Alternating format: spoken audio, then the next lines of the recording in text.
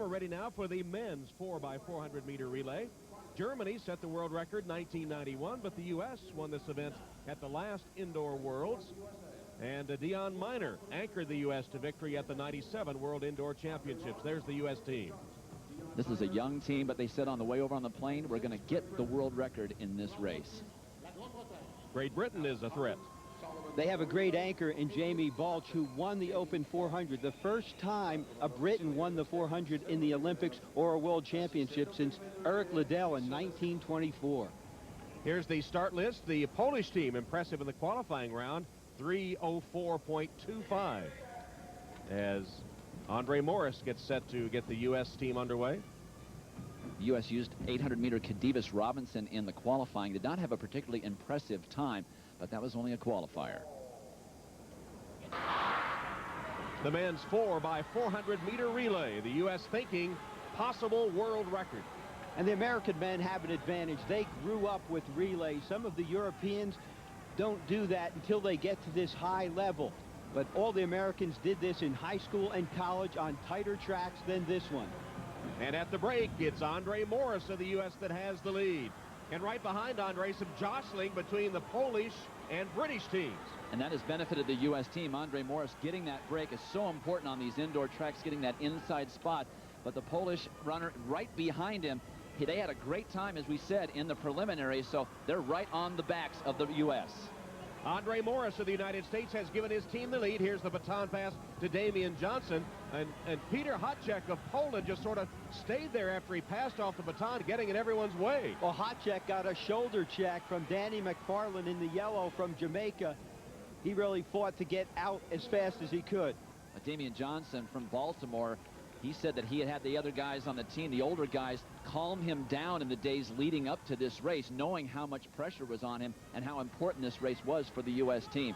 Poland running right on the backs of the U.S. in great position. Jacek Bocian of Poland narrowing the gap on Damian Johnson of the U.S. Well, the U.S. has had a clean race. No one's been able to get in front of them and break stride. The Polish team is trying to do that now.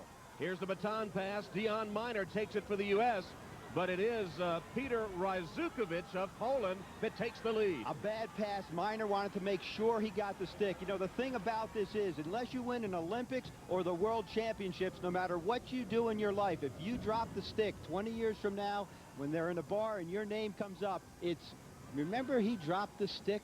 So Dion made sure he got it before he took off, and it cost him a place.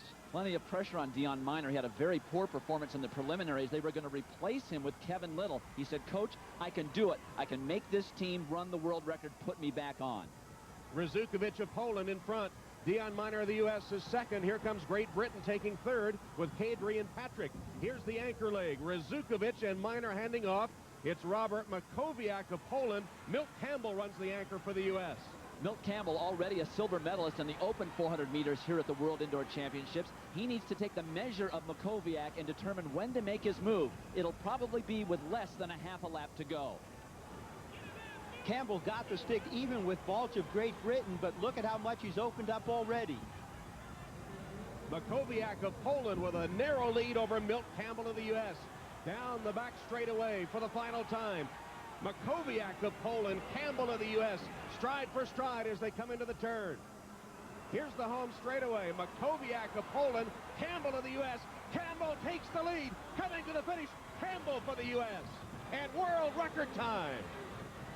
What an impressive anchor leg by Milton Campbell. He was mature, he was patient, he watched the Polish runner from the back. They knew how well they ran in the preliminaries. Milton Campbell knew he had everything he could handle and a world record to boot.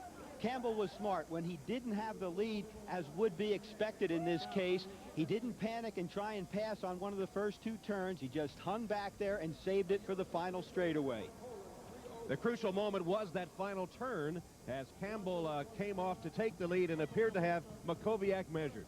Campbell did not waste any energy in the race until this moment. Fortunately, Balch was not close enough to be a threat from behind, so Campbell knew the competition was with Poland. And here comes Milt Campbell sprinting to the finish and a new world record for the U.S. team. And a good payday as well, $60,000 for the gold plus $50,000 bonus for the world record. Poland also under the old record.